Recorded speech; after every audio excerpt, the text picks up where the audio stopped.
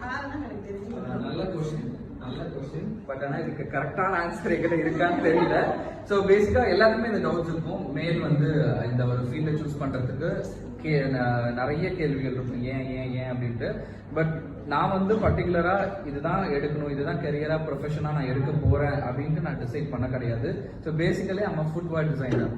So பேசிக்கா footwear design, production, merchandising இதுதான் நான் 4 years கோர்ஸ் படித்தேன், டிகிரி பண்ணேன். ஸோ அந்த காலேஜில் பார்த்தீங்க அப்படின்னா ஃபுட்வேர் ப்ளஸ் ஃபேஷன் டிசைன்.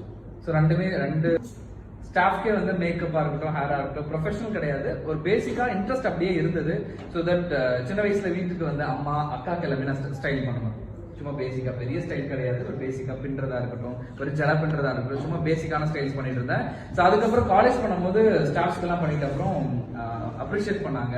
எதுக்கு இந்த ஃபிஷ் பிரேட் போட்டதுக்கே அப்ரிஷியேட் பண்ணாங்க. வாவ் சூப்பரா பண்ற, நீ ஏன் வந்து ப்ரொஃபஷனலா பண்ணக்கூடாது அப்படின்ட்டு சொன்னாங்க. பட் எனக்கு பெருசா ஈடுபாடு இல்லை. இந்த சென்ஸ் இந்த துறையில நம்ம இப்படி வரப்போறோமா, இப்படி எல்லாம் இருக்குமான்றது எனக்கு சுத்தமா எனக்கு ஐடியா கிடையாது. பிகாஸ் இந்த ஃபீல்ட்ல பேக்ரவுண்ட் யாருமே கிடையாது, நோ ஃபினான்ஷியல் சப்போர்ட். ஃபேமிலியில மட்டும் ஸ்ட்ராங்கா இருந்தாங்க, உனக்கு பிடிச்சது நீ பண்ணு, ரெஸ்ட்ரிக்ஷன் பையன் பண்ணக்கூடாது அவன் பண்ணக்கூடாது அப்படின்லாம் எந்த ரெஸ்ட்ரிக்ஷனும் இல்லை, உனக்கு பிடிச்சிருக்கா கண்டிப்பா நீ பண்ணு.